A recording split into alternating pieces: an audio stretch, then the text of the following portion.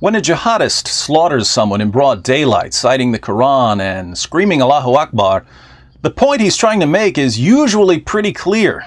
And yet, after almost every terrorist attack in the West, the media and politicians and police announce, "We're still searching for a motive." Anyone seen a motive lying around in all these strewn body parts? Earlier this week, after two jihadists butchered a British soldier named Lee Rigby on a London street while screaming Allahu Akbar, one of them wanted to make sure his motive couldn't be missed, not even by the media and politicians and police. So he stopped to clarify things for us. The only reason we have killed this man today is because Muslims are dying daily by British soldiers, and this British soldier is one.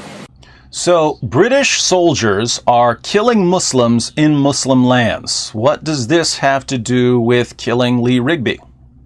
We are forced by the Qur'an in Surah At-Tawbah, through many ayat throughout the Qur'an, that we must fight them as they fight us. An eye for an eye and a tooth for a tooth.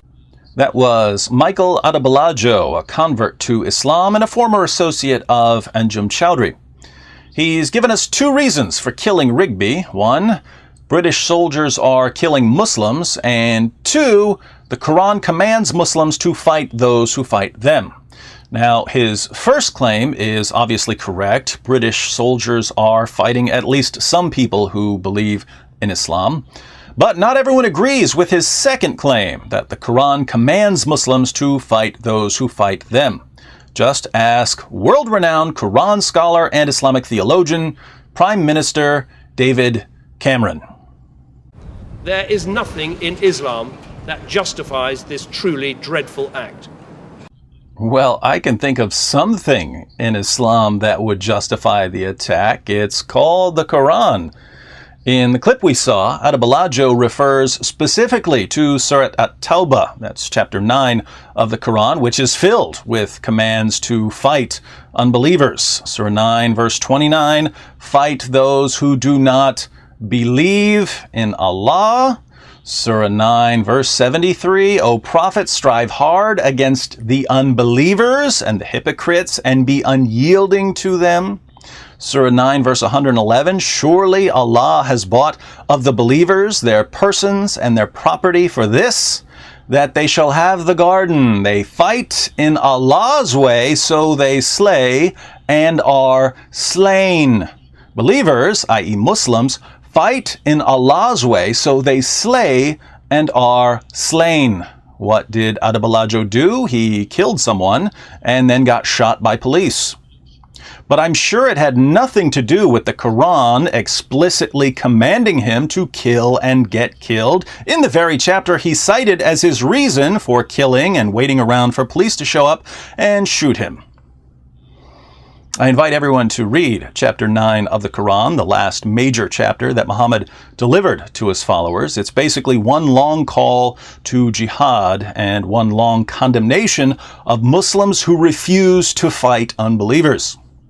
Surah 9, verses 81 and 94 to 95 even say that Muslims who make excuses for refusing to fight the unbelievers will burn in hell, which is probably why Adebolajo said that the Quran forces him to kill.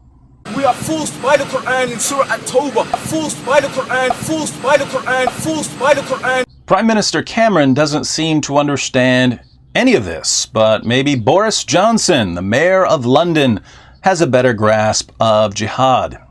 It is completely wrong to blame this killing on the religion of Islam, but it is also equally wrong to try to draw any link between this murder and British foreign policy or the actions of British forces who are risking their lives abroad for the sake of freedom. According to Mayor Johnson, Rigby's execution had nothing to do with Islam and nothing to do with the British Army fighting Muslims. Apparently, Mayor Johnson hasn't read Surah 5, verse 33 of the Quran, which says, "The punishment of those who wage war against Allah and His Apostle and strive to make mischief in the land is only this, that they should be murdered." or crucified, or their hands and their feet should be cut off on opposite sides, or they should be imprisoned. This shall be as a disgrace for them in this world, and in the hereafter they shall have a grievous chastisement. What's the penalty for making mischief in a Muslim land? If it's something serious, the penalty is death.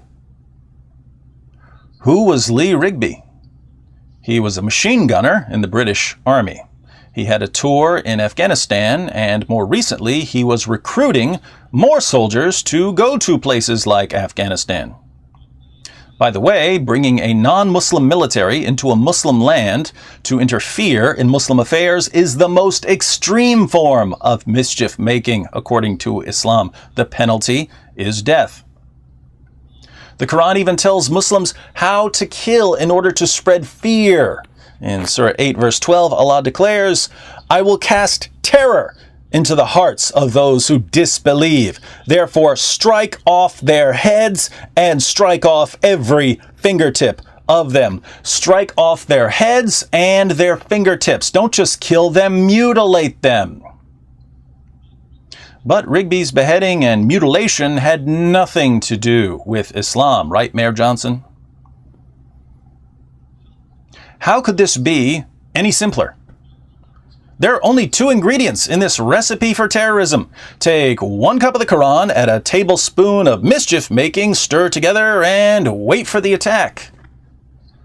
So, Mayor Johnson, saying that the teachings of Islam and British soldiers fighting in Afghanistan have nothing to do with the massacre of Lee Rigby is like saying that flour and sugar had nothing to do with the biscuits you were probably munching on for your afternoon tea while Rigby was being slaughtered like an animal in the city that elected you mayor.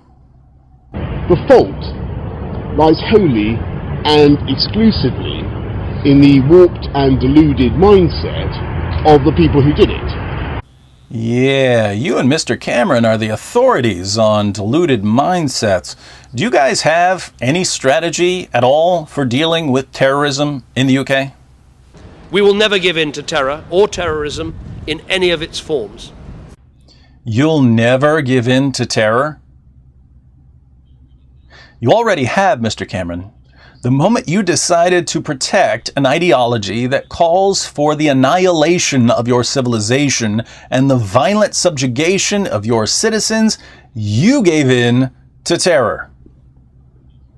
Now, if you want to protect Muslims who had nothing to do with the attack, that's one thing. That is part of your job description, and I'd be happy to help you protect individuals who don't support jihad, Muslim or non-Muslim. But you're protecting an ideology, one that commands its adherents, whether they know it or not, to brutally murder people like Lee Rigby.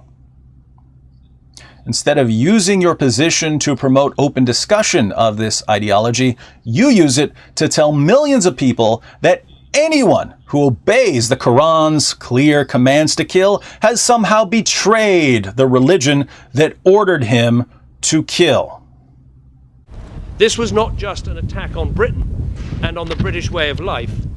It was also a betrayal of Islam, a betrayal of Islam, a betrayal of Islam, a betrayal of Islam. There's definitely a betrayal here, Prime Minister Cameron.